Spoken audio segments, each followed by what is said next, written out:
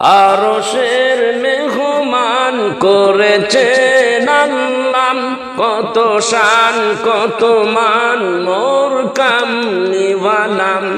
আরশের মেহমান করেছেন আল্লাহ, কত শান কত মান মোর কামলিওয়ালাম। ওগো মদিনাওয়ালা হযরতে ইলিয়াস আলাইহিস সালাতু ওয়াস সালাম হয় নাই, যত পয়গম্বর আছে এমন সম্মানিত হয় নাই, ভাগ্যবান হয় নাই, তাদের দোয়া দরখাস্ত আল্লাহ কবুল করে নাই। আর আপনার আমার দোয়া দরখাস্ত আল্লাহ কবুল কইরা আপনারে আমারে নবীর উম্মত বানাইছে, আপনারে আমারে ওই নবীর উম্মত বানাইয়া ভাগ্যবান বানাইছে। ঠিক না বেঠি? এই জন্যই আমি বলি আমি ধন্য গো রাসূল তোমাকে পেয়ে। আমার সাথে বলেন আমি ধন্য গো রাসূল তোমাকে পেয়ে। আমি আরো ধন্য হলাম তোমার উম্মত হয়ে। আমি ধন্য গো রাসূল তোমাকে পেয়ে। আমি ধন্য গো রাসূল তোমাকে পেয়ে। 18,000 মাখলুক বানাইল আল্লাহ, তাহার ভিতর সৃষ্টির সেরা উম্মত নবীজির বেলায়। 18,000 মাখলুক বানাইল আল্লাহ, তাহার ভিতর সৃষ্টির সেরা উম্মত নবীজির বেলায়। আমরা কত ভাগ্যবান তোমার উম্মত হয়ে। আমি ধন্য গো রাসূল তোমাকে পেয়ে। আমি ধন্য গো রাসূল তোমাকে পেয়ে। আমি আরো ধন্য হলাম তোমার উম্মত হয়ে। আমি ধন্য গো রাসূল তোমাকে পেয়ে। সব নবীদের নবী তুমি, তুমি নবীর সেরা। এই দুনিয়ায় শ্রেষ্ঠ উম্মত হয়েছি মোরা। ঠিক কিনা করে কন? সব নবীদের নবী তুমি, তুমি নবীর সেরা। এই দুনিয়ায় শ্রেষ্ঠ উম্মত হয়েছি মোরাও। আমার জীবন ধন্য হবে মদিনায় গেলে। আমি ধন্য গো রাসূল তোমাকে পেয়ে। বলেন আমি ধন্য গো রাসূল তোমাকে পেয়ে। আমি আরো ধন্য হলাম তোমার উম্মত হয়ে। আমি ধন্য গো রাসূল তোমাকে পেয়ে। আমি সব নিয়ামত পেয়েছি তোমার কারণে, তাই তো গুণগান গাই নবী তোমারই শানে। আমি সব নিয়ামত পেয়েছি তোমার কারণে, তাই তো গুণগান গাই নবী তোমারই শানে। আল্লাহর পরে গাইব তোমার গুণগান মুহাব্বত নিয়ে। আমি ধন্য গো রাসূল তোমাকে পেয়ে। আমি ধন্য গো রাসূল তোমাকে পেয়ে। আমি আরো ধন্য হলাম তোমার উম্মত হয়ে। আমি ধন্য গো রাসূল তোমাকে পেয়ে। কেমন হয়েছে? লেখতে তো আমার কাম সারা। এরকম 70 খান লেখছি, এরকম 70টা লেখছি।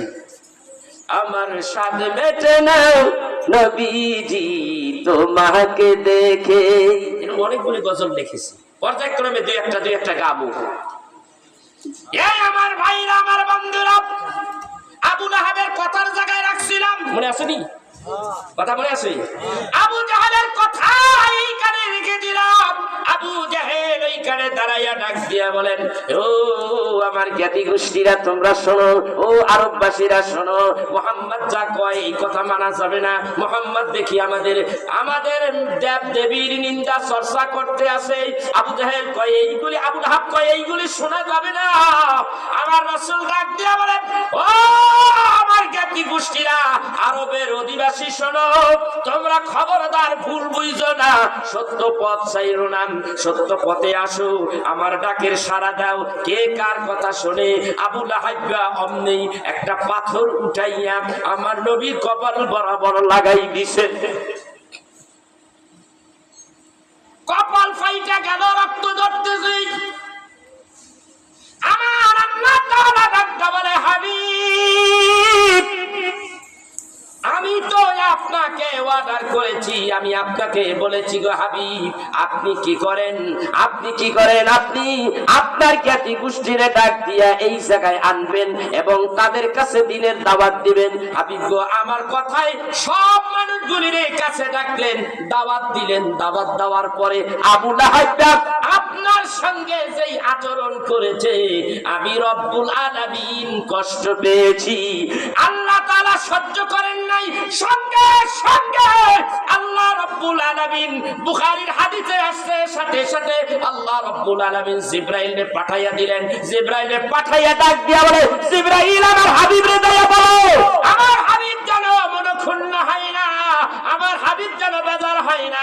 আমার হাবিবের জন্যই আমি আল্লাহর পক্ষ থেকে আবু লাহাবের প্রতি আমি প্রতিশোধ নিচ্ছি।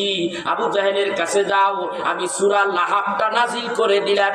অমনি জিবরাইল আসলেন, রাসূলের কাছে এসে বলেন, তাব্বাত ইয়াদা আবি লাহাবিন ওয়া তাব মা আগনা আনহু মালুহু ওয়া মা কাসাব। এই সূরাটা নাজিল করে দিলেন। হাবিব গো, আপনার যেই হাত দিয়া এইভাবে পাথর বাইরা আপনাকে আহত করেছে, আমি আল্লাহ তাআলা বলি, তাব্বাত ইয়াদা, ধ্বংস হ। এই আবু লাহাব, তোর দুইটা হাত ধ্বংস হয়ে যাক, তুই নিজেও ধ্বংস হ। আল্লাহু আকবার বলবেন না? আল্লাহর ধরা বড় ধরা। তাফসীরের কিতাবে এসেছে বাবা, বুখারী শরীফের মধ্যে আলোচনা করেছে, আবু লাহাবের মরণ হইছে, আবু লাহাব মইরা রইছে, তার জ্ঞাতি গোষ্ঠী কেউ জানে না। এই যেমন আল্লাহর অভিশাপ, নবীর সাথে বেয়াদবি করার কারণে কেউ জানে না। আবু লাহাব ঘরের মধ্যে রোগ ব্যাধি, কুষ্ঠ রোগ হইছে, দুর্গন্ধ, পচা গন্ধ। তার আত্মীয় স্বজনেরা তার ঘর আলাদা করে দিল। তো ঘর যখন আলাদা করে দিয়েছে, ওখানেই সে থাকে। মাঝে মাঝে খাবার দূর থেকে দিয়ে দেয়, দুর্গন্ধ, তার কাছে কেউ যাইতে চায় না। আল্লাহ কেমনে ধ্বংস করে, কেমনে অপমান করে, অপমানিত করে। এই লোকটা শেষ পর্যন্ত দেখে ঘরেও থাকা যায় না, শেষ পর্যন্ত একটা দূরে মাঠের মধ্যে নিয়ে তারে ফেলাই ফিয়েছে। ওইখানে শেষ পর্যন্ত কি করবো, মরাও লাগে না, একলা বাইতে আসছে, মরিয়া একলাই রয়েছে, গন্ধ ছুটতে রয়েছে। তো শেষে পাথর ঠাথর মাইরে ওটা রেখে থুইছে। অন্যরা বাড়িতে আসে, ওই জায়গায় ওই লোকটাই পচা গন্ধ, হ্যাঁ কি করবো আর, এই লোকটা জিন্দা অবস্থায় তারে পাথর মাইরা পাথরের স্তূপের নিচে ফালাইয়া তুইয়ে দিছে। আচ্ছা কোন একটা মানুষ অসুস্থ, তার উপরে শুধু পাথর মারে, এটা কি অপমানজনক ব্যাপার না? মৃত্যুটা তো স্বাভাবিক নাই, অস্বাভাবিক। এইভাবে দিছে। অন্য আরেক জায়গায় আসে, আবু লাহাব বাঘটাকে দৌড়ানি দিছে। আমার নবী তারে অভিশাপ দিছে, তরে বাঘে খাইব। আমার নবী অভিশাপ দিছে, মনে সব কথা কইেন, আমার নবী অভিশাপ দিছে, বাঘে তরে খাইব। তো কে করবো, তবে বাঘে খাইব। মুহাম্মদের কথা সব মিথ্যা। কয়েকদিন পরে আল্লাহর কি কাম, একদিন তো বাঘে পাইয়া লাইছে। বাঘ ওই পাহাড়ের তো নামে না, ডরে সরে নামে না, নিচে বাঘ খালি তাওয়াইতেছে, হুঙ্কার মানে। শেষ পর্যন্ত সে অনেক কৌশল নিয়ে সে কৌশল অবলম্বন করলেন। অনেক সময় দিন যায় রাত যায়, আর কতক্ষণ থাকা যায় না খাইয়া। বাঘ আস্তে করে সইরা রয়েছে, বাঘ ঘুমিয়ে রয়েছে। মানে বাঘের কথা আমি করে খামো। ওই যে নবী কইছে, নবীর কথাই সত্য। আল্লাহ বলেন, ফামান আসদাকু মিনাল্লাহি কিলা ওয়া মান আসদাকু মিনাল্লাহি মিনাল্লাহি হাদিসা। কে আছে আমি আল্লাহর চাইতে সত্যবাদী হতে পারি, কথা বলতে পারি? আমি সত্য, আমার কথা সত্য, আমার হাবিব সত্য, আমার হাবিবের কথাও সত্য। আমার হাবিব যেই বিষয়ের উপরে সিদ্ধান্ত নিবে ওইটা মুসলমান জাতির জন্য ওইটাই হলো ল, ঠিক কিনা? ওইটাই হলো আইন। নবীজির কাছে সাহাবীরা বলেন, ইয়া রাসূলুল্লাহ, ইয়া হাবিবাল্লাহ, আপনি বলুন মুসলমানের জন্য, ধনী ব্যক্তির জন্য কয়বার হজ করা ফরজ? আল্লাহর নবী বলেন একবার হজ করা ফরজ। নবী যদি দুইবার বলতেন দুইবারই ফরজ হয়ে যাইত। নবী যদি তিনবার বলতেন তিনবারই জীবনে হজ করা ফরজ হয়ে যাইত। আল্লাহর নবী একবার বলছে, আল্লাহ তাআলা ডাক দেয়, হাবিবুল্লাহ নবী গো, আপনার কথাটাই আমি শরিয়া করে দিলাম, আপনার কথাটাই হলো ইসলামে আইন করে দিলাম। ঠিক কিনা জোরে কর। সেই নবী বলছে তোরে মাকে খাইবো। ঠিক আবু লাহাব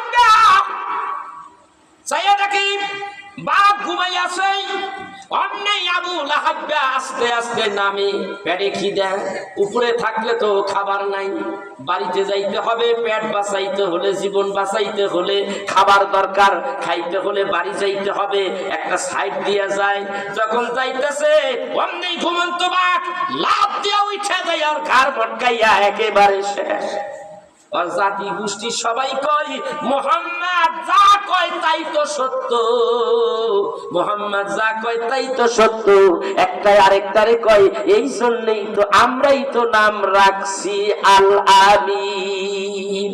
যদি নবী সত্য বলে, যদি নবী সত্য বলে সদা সর্বদা, এই জন্য তোমরা যখন আল আমিন নাম রাখছাও, তাহলে আমার নবী সত্যের দাওয়াত দেয়, ওই সত্যের দাওয়াত কেন কবুল করো না? গাউরামি কথা কয় না, এটি কি গাউরামি? আমার নবীর কম কষ্ট দিছে এই দিনের দাওয়াত দেওয়ার কারণে। কাবা শরীফের অপোজিটে যাওয়ার পথে, আপনি কাবা শরীফের পিছন ঘুরে আপনি যাওয়ার পথে পিছনে হলো মারোয়া পাহাড়, সাফা মারোয়া রাস্তার মারোয়া, মারোয়া পাহাড়টারে আপনি কাছে রাইখা এইভাবে ঘুরে যখন এমনি যাইবেন, হাতের ডাইনে একটা লম্বা পাহাড় উঁচু, তার পাশেই হলো শিহাবে আবু তালেব। আছে না নাই? শিহাবে আবু তালেব এটা জেলখানা। আমার হাবিবুল্লাহ নবীর এখানে বন্দি রাখছে 2 বছর, মতান্তরে 3 বছর। কোনো খাবার ভিতরে যাইতে দেয় নাই। আমার নবীরে এত কষ্ট দিয়েছে, নবীজি পাতা, গাছের পাতাও খেয়েছে, এত কষ্ট করেছেন নবীজি। আজকেও কিতাবের মধ্যে দেখলাম একজন কাফের আমার নবীকে ভালোবাসা লাগাইছে। তারে জিজ্ঞাসা করা হলো, তুমি কেন নবীরে ভালোবাসো? তুমি না কাফের? বলে আমি কাফের হইতে পারি, আমি নবীকে কেন ভালোবাসি আমি নিজেই জানি না। একদিন কি করব, নবী যে আমার ওইখানে কষ্ট করে, না খাইয়া কষ্ট করে, আমার ভালো লাগে না। তাহলে একদিন আমি শিহাবে আবু তালেব এই পাহাড়টার পিছন দিয়া আমি বিদেশ থেকে গম ভইরা ভইরা, উট দুম্বার পিছনে আমি গম ভইরা বোঝাই করে আনি। ওইখান দিয়ে আমি যখন যাই, তখন আমার আল্লাহর হাবিব এতিমের মতো না খাইয়া বসে আছে। কিতাবের মধ্যে মুফতি শফি রাখে কিতাবে, এই কিতাবের মধ্যে লেখে এই কাফের মুশরিক নিজে নিজেই ওই ঘোড়া, ওই উটের পিঠে বহন করা বিশাল বিশাল বস্তা, বড় বড় বস্তায় করিয়া যখন গমগুলি নিয়ে যায় ওই ইটের পিঠে, আপনার ওই উটের পিঠে ওখান দিয়ে যখন যাই, আল্লাহর হাবিবের কাজ দিয়া শিহাবে আবু তালেবের পাশটা যখন যায়, তখন এই ঘোড়ারে পিডান, ওই উটরে পিডান শুরু করে, আতালে পাতালে পিটায়। পিটাইতে পিটাইতে দেখেন তার চিন্তাটা কি দেখছেন? দেখেন এমন পিটান পিটাই, মাঝে মধ্যে 3টা 4টা 5টারে ধরে একসরে পিটাই। পিটাইলে তখন ওইগুলি প্রাণী বোবাধন, প্রাণী পশুগুলি তখন দিশা না পাইয়া একটা দৌড়াইয়া যাই আমার নবীর বাড়ির মধ্যে ঢুইকা গেছে, শিহাবে আবু তালেবের ভিতরে ঢুইকা গেছে। আল্লাহু আকবার বলবেন না? এটার একটা চালাকি, কারণ এমনি তো যাইতে দিব না। বিপদ আছে। কিন্তু কিন্তু হেরে যে পিটানি শুরু করছে, একটা দৌড়ে দিয়ে আমার রসুলের কাছে গেছে গা, ওইটার থেকে সব ফুলে ফুলে আমার রাসুলের খাবার পৌঁছে গেছে। আল্লাহু আকবার। এই কামটা সে একবার করছে, নবীজির কাছে খবর গেছে এই কামটা, রসুলও দেখছে, কামটাও করছে। এই কামটা এটা একটা পলিটিক্স করছে, ঠিক কিনা জোরে কর। একদিন ডাক দিয়া কয়, মদিনায় ডাক দিয়া কয়, এরে তোর অনেক কাজকর্মগুলি আমার ভালো লাগে, তুই আজকে আবার আমার কাছে আইসলি কে? কয় একজন বাদশাহ একটা দামি চাদর বিক্রি করবে, অনেক দামি। এই চাদরটা বড় দামি। যখন শুনলাম বাজারে এটা বিক্রি করার জন্য তিনি আনতেছে, তখন আমি এই চাদরটা কেনার জন্য অনেক টাকা দিয়ে আমি চাদরটা কেনার জন্য আমি সেখানে হাজির হলাম। তারে যে বললাম এইখানে যারা যত বলবে তার চাইতে বেশি টাকা দেব এই চাদরটা। তখন সে চাদরটা তার হস্তগত হলো, কিনলেন। চাদরটা কেনার পরে বলে এত বড় দামি চাদর এই আরব দেশের মধ্যে গায়ে দেওয়ার মতো কোনো চামচা নাই, কোনো শিল্পপতি এই দেশে নাই। এই চাদর একমাত্র তারই বানাইব, সেই হলো রাহমাতাল লিল আলামিন। সুবহানাল্লাহ। এই চাদরটা আমার রাসূলকে দিতে হবে। চাদরটা নিয়ে রাসূলের সামনে হাজির। নবীজি এই চাদরটা নিতে নেন না। ইয়া রাসূলুল্লাহ, ইয়া হাবিবাল্লাহ, এই চাদরটা আপনি নেন। আমার নবী একটা কৌশল করলেন, বলেন তুমি কইলা কাফের, তোমার হাতের এই চাদর আমি নেব না, তবে নিতে পারি। দাম কত? দাম দিয়া নেও। এই কথা যখন বলল, ওই কাফের তখন কষ্ট পাইল, মনক্ষুণ্ণ হইয়া চাদরটা নিয়া চইলা যায়। এইবার যায় আর কয় এইবার যারে সামনে পাবো কম দামি হইল চাদরটা তারে বিক্রি করে দিব। কারণ আমি যার জন্য কিনছিলাম আমি তারে যখন দিতে পারলাম না, চাদর রাখবো না। এই দিকটা আমার নবী হযরতে নবীর পালক পুত্র হযরতে যায়েদ বিন হারিসারে ডাকতে কয়, যায়েদ টাকা দিলাম, জলদি যান, তোরে দিয়া দিলাম, ও কিন্তু বেচবো, তুই যাই এই চাদরটা কিনে ফেলাবি। কিতাবের মধ্যে আসে সে দৌড়াইয়া যাইয়াছে, সামনে গেছে, ওই ব্যক্তিটা ওই কাফের সামনে পড়ে গেছে। ভাই আপনি চাদরটা বিক্রি করবেন? হ। কত দাম? যা খুশি তাই, তুই দে। যা পাইছে তাই নিছে, চাদরটা দিলে ওই চাদরটা নিয়ে রাসূলের কাছে দিলেন। রাসূলুল্লাহ সাল্লাল্লাহু আলাইহি ওয়াসাল্লাম চাদরটা গায়ে দিলেন। একদিন ওই চাদরটা গায়ে দিয়া কাফেরের সামনে হাজির। কাফেরটা মুস্কি মুস্কি হাসে। আমার নবী ডাকতে কয়, তুমি মুস্কি মুস্কি হাসো কেন?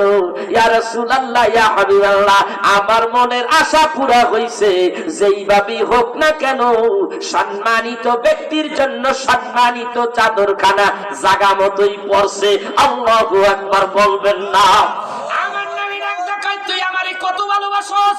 এ কাফের মুশরিক, তুই মুশরিক অবস্থায় আছো, এইটা আমার ভালো লাগে না।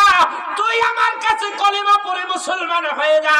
অমনি সে হাত কানা বাড়াইয়া দিলেন। আল্লাহর নবী ডাকতে বলে, বলো লা ইলাহা ইল্লাল্লাহু মুহাম্মাদুর রাসূলুল্লাহ সাল্লাল্লাহু আলাইহি ওয়াসাল্লাম। কলেমা পড়ে মুসলমান হয়ে গেলেন। আল্লাহর নবী বলেন, তুই আমারে ভালোবাসোস আর আমি তোরেও ভালোবাসি। তুই মুশরিক হইয়া জাহান্নামে যাবি, আমি রহমতের নবী, এইটা আমার কাম্য নয়। আমি আল্লাহর কাছে তোর জন্য একটু আগে দোয়া করছি, আল্লাহ যেই মানুষটা আমারে ভালোবাসে ওই মানুষটারে তুমি মুসলমান বানাইয়া দাও। আল্লাহ কবুল করছে। আল্লাহ আমারে কইছে দাওয়াত দাও, কাজে লেগে যাইব। দাওয়াত দিছে, কাজে লেগে গেছে, কলেমা পড়ে মুসলমান হইছে। আরে দিনের জন্য কত কষ্ট নবী আমার করছে। কিতাবের মধ্যে আসে আরেকজন ইহুদি আমার নবীকে ভালোবাসে। নবীকে ভালোবাসে, কেমন ভালোবাসে? নবীকে আমার মসজিদে নববীতে নামাজ পড়াইতে যাই, যখন মসজিদে ঢুকে জুতা খুলে, চামড়ার জুতা খুলে, ইহুদি যুবকটা যাইয়া আল্লাহর হাবিবের ওই ওই ওই পাদুকা জুতা মোবারক, না আলাইন শরীফ মোবারক তিনি হাতের মধ্যে লইয়া বুকের মধ্যে জড়াইয়া রাখছে। নবী ফিরিয়া দেখে, আমরা তো জুতা খুললে হাতে করে মসজিদের একটা বাক্সে রাখি, ঠিক কিনা? তো সাহাবীরা নিত, আজকে এই মুশরিক ইহুদি সে এইটাকে এখানে রাখছে, রাসূল ফিরিয়া দেখলে সে এখানে রাখছে। ইয়া রাসূলুল্লাহ, ইয়া হাবিবাল্লাহ, আমারে মাহরুম করবেন না, আমি আপনার জুতা মোবারক পাহারা দিয়া রাখি, আপনি নামাজ আদায় করেন। নবী কয় হেদায়েতের বাতাস একটু লাগছে, ঠিক কিনা? হেদায়েতের বাতাস লাগছে। আল্লাহ তাআলা ডাকতে বলেন, আলাম নাজআল লাহু আইনাইন ওয়া লিসানান ওয়া শাফাতাইন ওয়া হাদাইনাহু নাজদাইন। আমার আল্লাহ বলে, বান্দা, আমি তোমাকে দেখার জন্য কি দুইটি চক্ষু দেই নাই? কথা বলার জন্য দুইটি ঠোঁট দেই নাই? পথ চলার জন্য কি দুইটি রাস্তা দেই নাই? একটা ডান রাস্তা, একটা বাম রাস্তা, একটা মুক্তির রাস্তা আর একটা জাহান্নামের রাস্তা, ধ্বংসের রাস্তা। এই বান্দার ভিতরে হেদায়েতের বাতাস লাগিয়া গেছে। আল্লাহু আকবার বলবেন না? নবী কয় অপেক্ষা কর। নবী যখন মসজিদ থেকে বের হয়ে আসে, যুবক দাঁড়িয়ে আছে, নবী কদম বাড়াইয়া দেয়, নিজ হাতে জুতা মোবারক পরাইয়া দেয়। এমন ভাবে কিছুদিন চললো, প্রতিদিনই চলতেছে, প্রতিদিনই চললো। হঠাৎ আজকে আসরের নামাজ, আমি জুতা করলাম, যুবক নাই। কোথায় গেল যুবক? যুবক কোথায়? আজকে আসরে নাই, মাগরিবেও নাই, এশায়ও নাই। পরের দিন পায় না। আসরের নামাজের সময় সাহাবীদেরকে জিজ্ঞাসা করে, ও সাহাবীরা, তোমরা বলো তো দেখি, আমার পাদুকা মুবারক, যেই ইহুদির সন্তান, ইহুদি ছেলেটা আমার পাদুকা খুলিয়াম যখন বুকের সঙ্গে লাগাইয়া এইভাবে পাহারা দিত, আজকে 2 দিন ধরে তার দেখা পাই না। তোমরা কি জানো এই যুবক গেছে কোথায় বা কোন অবস্থায় আছে? হুজুর, জানি না, জানি না এই যুবক কোথায় গেছে, কোন অবস্থায় আছে গো নবীজি, জানি না। হুজুর, খোঁজ রাখতে লাগবেন। খোঁজ নিয়ে দেখে ওই যুবকের বাড়িতে সে যাচ্ছে। যুবকের বাড়িতে রওনা হয়ে গেল। যুবকের বাড়িতে গেলেন, দরজা খুললেন, দরজা খুলে দেখে যুবকটার গায়ের মধ্যে জ্বর আইসা আছে। অমনি যুবকটা খাটিয়ার উপরে বসে শুয়ে আছে, আর তার পাশেই হযরতে আজরাইল বসে আছে। ও ভাই, আপনার আমি আজরাইল দেখলে কেমন হইব কোন তো দেখি? কথা কয় না। যুবক তো দেখে না, মানুষও দেখে না, সাহাবীরাও দেখে না। হাবিব, এই জায়গায় কেন তুমি বসে আছো? ইয়া রাসূলুল্লাহ, ইয়া হাবিবাল্লাহ, আল্লাহ বলে দিয়েছে ওর মেয়াদ শেষ, আর হায়াতের মেয়াদ শেষ। কিছুক্ষণের ভিতরেই আমি ওর রূহ কবজ করব। আল্লাহ রাব্বুল আলামিনের নবী ডাকদা বলে, আজরাইল রে, জলদি কইরা এখান থেকে কাইটা পড়। তবক দিয়া তারাইয়া দিছে। আজরাইল কয়, আল্লাহ হুকুম করছে, আমি মুহাম্মদুর রাসূলুল্লাহ বললাম আউট, যাও তাড়াতাড়ি এখান থেকে যাও।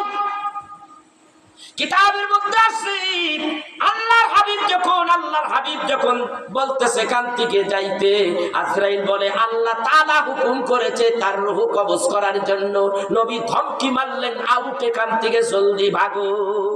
এর কারণ হয় না, নবীজি ডাকতে বলে, সেই ইহুদি আমি নবীকে ভালোবাসে, নাপাক অবস্থায় আছে।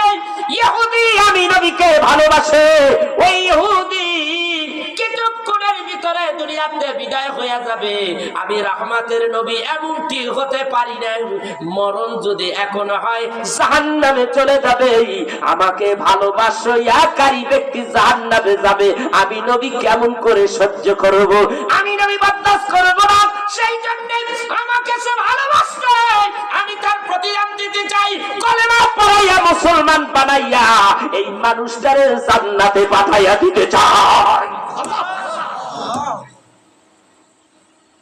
আজকের তথ্যগুলি সব নতুন নতুন তথ্য দিচ্ছি। শুনছেন এই ওয়াজ?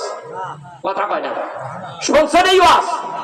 আপনারা যে আসেন না, এমন তথ্য আমি আপনাদের কাছে উপস্থাপন করতে চাই বা করব, ধারাবাহিকভাবে করব। যদি আপনাদের উপস্থিতি ভালো থাকে, তাহলে আমি মাওলানা এম এ লতিফ নুরী এখন বর্তমানে গ্রামগঞ্জের ভিতরে বেশি একটা প্রোগ্রাম নেই না। আগে জিজ্ঞাসা করি পরিবেশটা কেমন, কিভাবে যেতে হবে, লোকেশনটা কেমন। আমি এখন ঢাকাতে প্রোগ্রাম বেশি করি, শহর বন্দরে প্রোগ্রাম করি বেশি বেশি, কেন এখানে সুযোগই পাই না। তা আপনাদের এই যে ভাই সুলাইমান ভাই আমার ছোট ভাই, আমি তাকে খুব স্নেহ করি, ভালোবাসি, এত সুন্দরভাবে কথা বলি। সে ফোনটা দিলে আমি ফোনটা ধরি, সহজে অনেক মানুষের ফোন ধরার সুযোগ হয় না, এর ফোনটা আমি ধরি, কেমন জানি এর প্রতি আমার একটা ভালোবাসা মহব্বত এসে গেছে। এখানে আমি আমার জীবনের শ্রেষ্ঠ কথাগুলি আমি এখানে আমার সুরের ঝংকার দিয়ে এখানে ঢেলে দিতে চাই।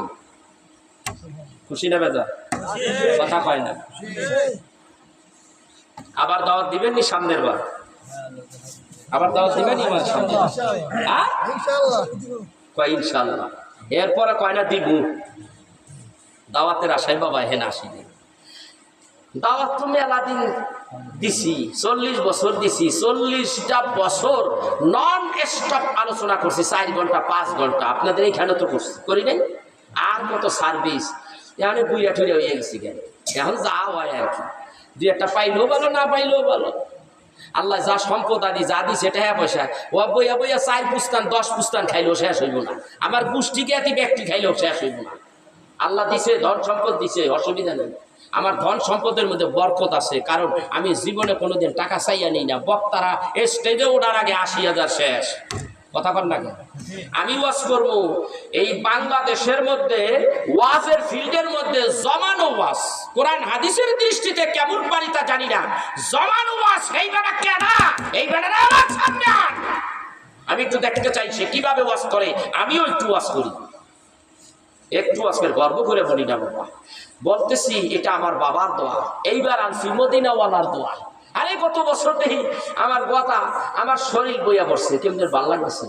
মদিনায় গেছি, সাজ হয়ে আইছি, আমার বেটা রাখা হুজুর মদিনার থেকে আইছে, সাজ হয়েছে নেবার বেটা কেমনে বুঝলি না, ভাবে বোঝা যায়। হ্যাঁ, গত বছর একটু ড্যাবিশ হয়ে গেছিলেন লাস্টের দিক দিয়া, এখন দেখি মাশাআল্লাহ গতবারের চাইতে এখন ডাবল। আমি বাবা এইবার জানি কেমন কেমন বাপ, 4 ঘন্টা 5 ঘন্টা 6 ঘন্টা করে অসুবিধা হইব না। কিন্তু আবার ঝামেলা হয়েছে, 2টা নিয়ামত আল্লাহ আমারে দিছে। কয়টা নিয়ামত? কয়টা? 2টা দিছে। আগে আসলে একটা, এখন আবার 2টা হয়েছে। একটা হয়েছে কি, একটা হয়েছে আমার হাই প্রেশার, আর দ্বিতীয়টা হয়েছে একটুখানি ডায়াবেটিস হয়েছে। নিয়ামত আল্লাহ যদি এই সিলাই লইয়া যায় আলহামদুলিল্লাহ। তবে আল্লাহরে কইছি, নবীরও কইছি, নবী গো মরণ যদি দাও তাহলে মদিনায় দিও, জায়গা যদি দাও তাহলে জান্নাতুল বাকির মধ্যে আমার জায়গা দিয়ে দিও। আমি এই বলে অনেকবার কেঁদেছি, আমি মদিনায় কেঁদেছি, আল্লাহ জায়গা যদি দাও তাহলে এই জান্নাতুল বাকির মধ্যে আমার একটু জায়গা দিয়ে দিও। এই দুনিয়ায় থাইকেই লাভটা কি? বড় দামি জায়গা জান্নাতুল বাকি, জান্নাতুল বাকি বড় দামি জায়গা। বলবো? কথা কয় না, বলবো? হ্যাঁ আমার ভাইরা, জান্নাতুল বাকির কাছে আমি একটু পরে আসি। এইবার আল্লাহর নবী ডাকতে বলেন, শোনো হে আজরাইলকে আমি ধাওয়া দিয়েছি, তাড়িয়ে দিয়েছি এই কারণে, সেই মানুষটা যে ইহুদি, যদিও সে ইহুদি, এই মানুষটা আমাকে ভালোবাসে, আমিও নবী তাকে ভালোবাসি। এখন সে মৃত্যু সজ্জায়, এমন অবস্থায় কলেমা না পড়ে কাফের হইয়া আপনার মৃত্যুর পরে জাহান্নামী হয়ে যাবে। এইটা আমি রহমতের নবী চাইতে পারি না। এই জন্যই আমার নাম রহমতের নবী, আমার দয়া বেশি। যদি কেউ আমারে মারে, আমি তার প্রতি উত্তরে আমি মাইর দেই না, প্রতিশোধ নেই না। আমাকে যদি 10টা গালি দেয়, আমি নবী রহমতের নবী গালি দেই না। আমারে যদি ধাক্কা মারে, আমি কাউকে ধাক্কা মারি না। আমাকে যদি কটু কথা বলে, আমি রহমতের নবী কোনোদিন কাউকে কটু কথা বলি নাই। কারণ কি? কারণটা সাফ সাফ আল্লাহ রাব্বুল আলামিন সূরা আম্বিয়ার মধ্যে এইভাবে উঠে দিলেন, ওয়ামা আরসালনাকা ইল্লা রাহমাতাল লিল আলামিন।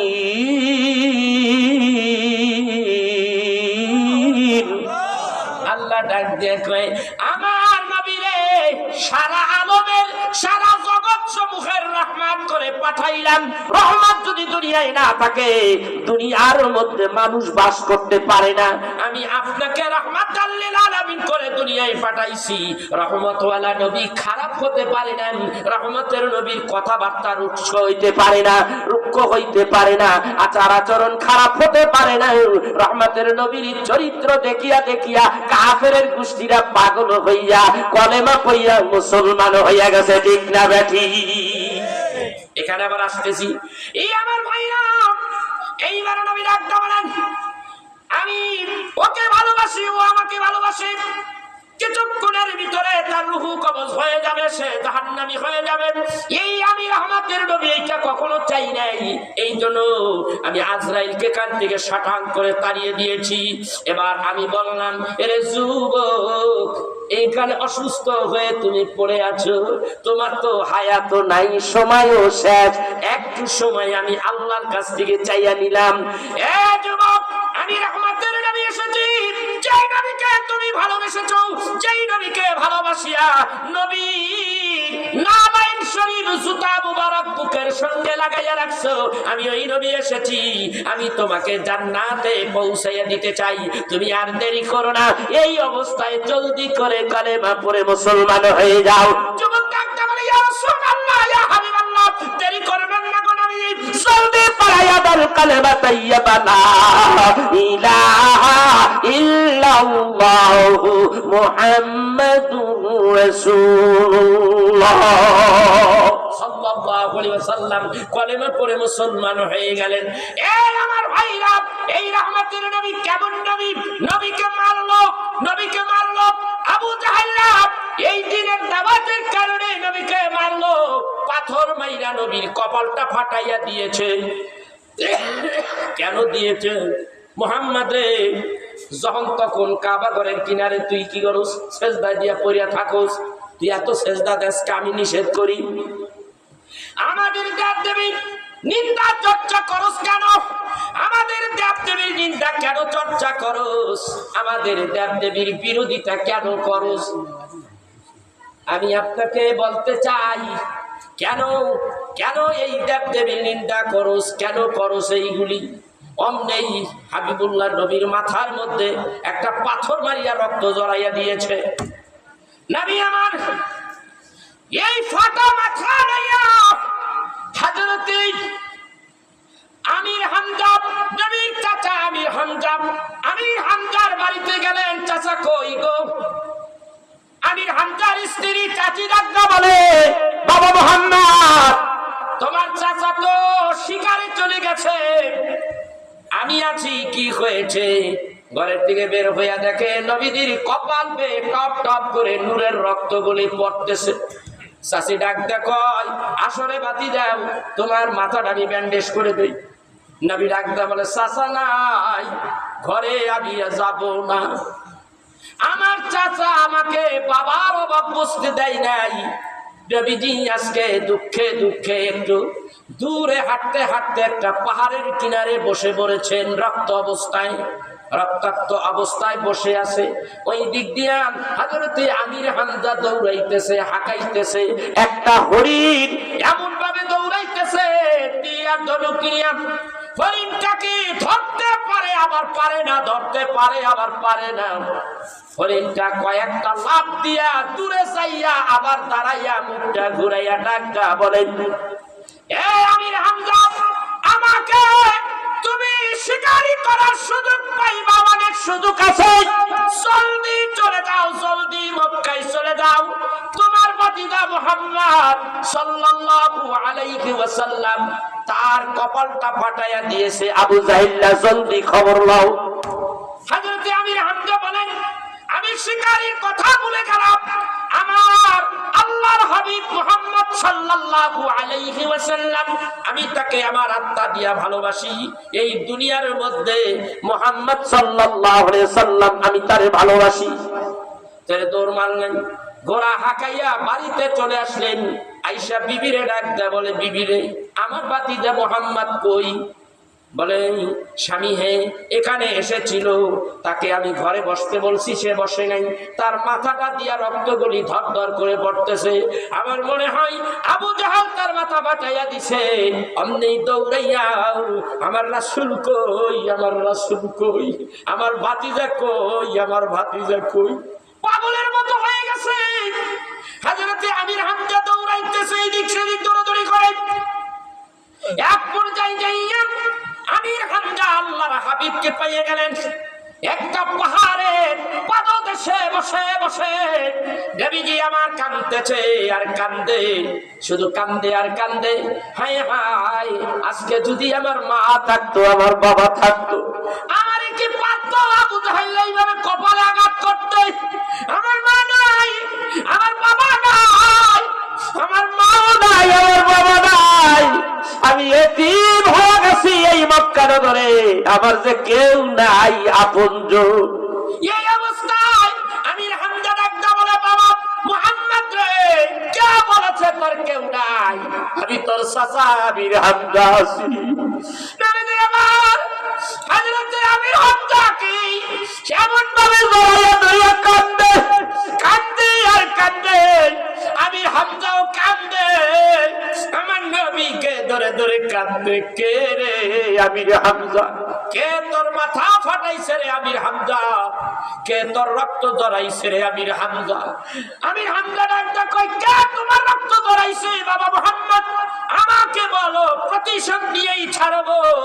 রহমতের নবী ডাকতে বলে, চাচা যান, আমাকে যেই মারুক না কেন, আমার এই রক্তের বদলা নিতে হবে। এই বদলা নেওয়ার জন্য আমি রহমতের নবী দুনিয়ায় আসি নাই। হযরত আমির হামজা বলেন, বাতিজা মুহাম্মদ রে, তোর চোখের পানি আমি সইতে পারি না, তোর কপাল ফাটিয়া রক্তগুলি টপ টপ করে জমিনে পড়তেছে। আমির হামজা ডাকতে কই, বাতিজা মুহাম্মদ, তোর এই কষ্ট আমি সইতে পারি না।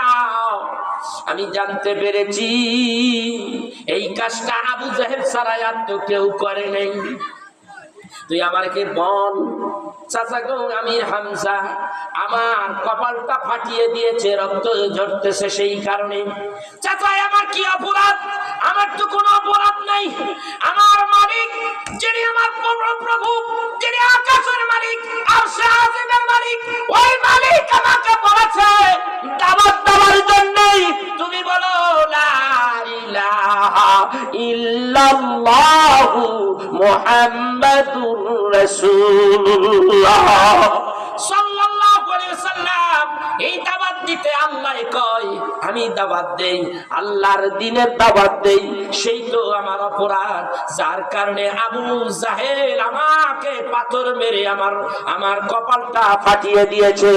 আর দেরি নাই, অন্ধেই মুখখানে ঘুরিয়া রাগে রাগে ঘোড়াটা চালাইয়া চালাইয়া আবু জাহেল কোথায়, একবারে দিক যায় সেই দিক যায়, জালেম ভাই তারে জিজ্ঞাসা করে আবু জাহেল কোথায় কোথায়।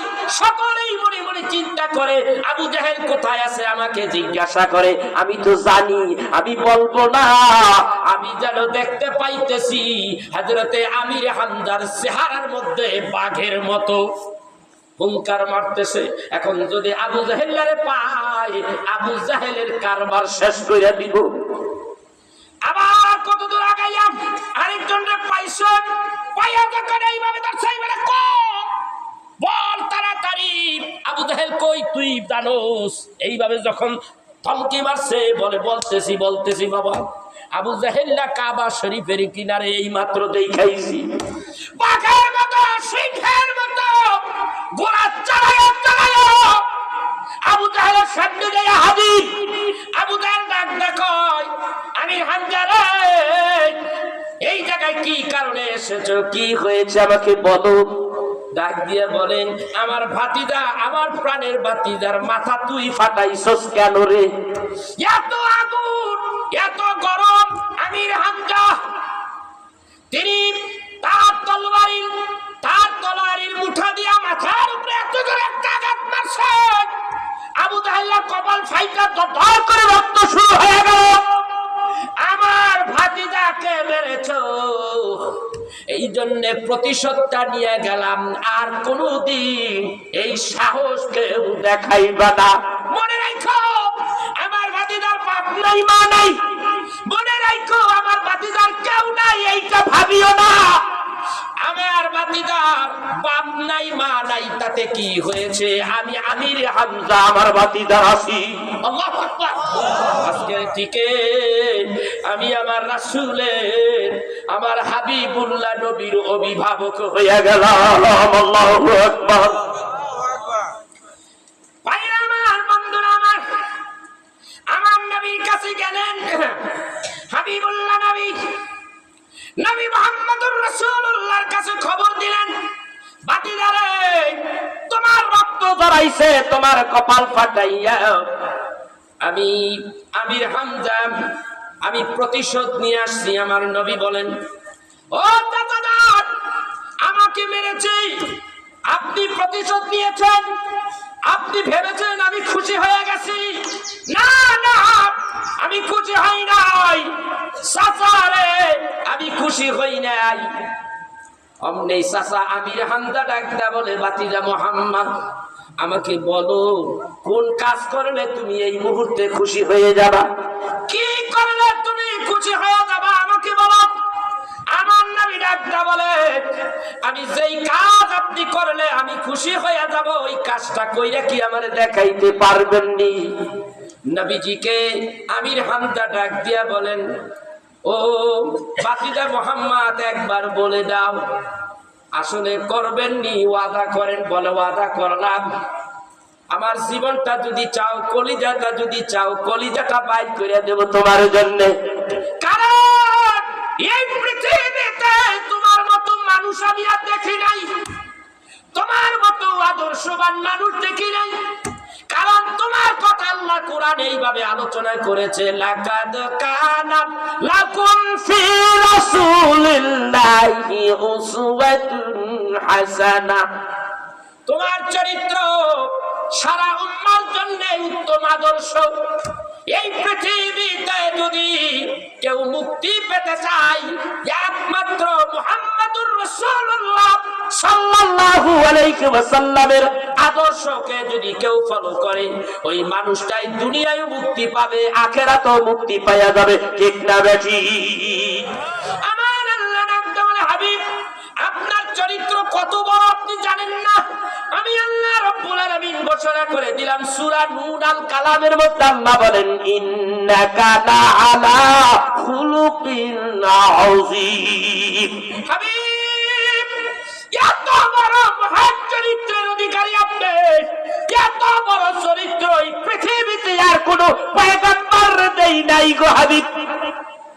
এত বড় চরিত্র আমি আপনারে দান করেছি। হাবিব গো, আপনি রহমতের নবী। হযরতে আমির হামজা বলেন, আপনি যদি আমার কলিজাটা চান, আমি কলিজাটা বের করে দিতে পারি।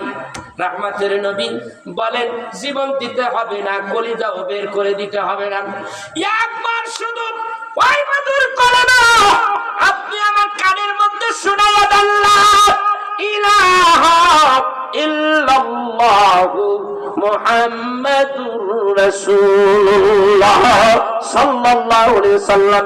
আমির হামজা বলেন, এই কথা এই মুহূর্তে কলেমা পড়ে মুসলমান হয়ে গেলাম। বাতিজা কলেমা পড়ে মুসলমান হয়ে গেলেন, উহুদের ময়দানে শহীদ হয়ে গেলেন। এই কথাই আমি শেষ করে দেব। উহুদের ময়দানে আপনি মক্কায় মদিনায় যাবেন,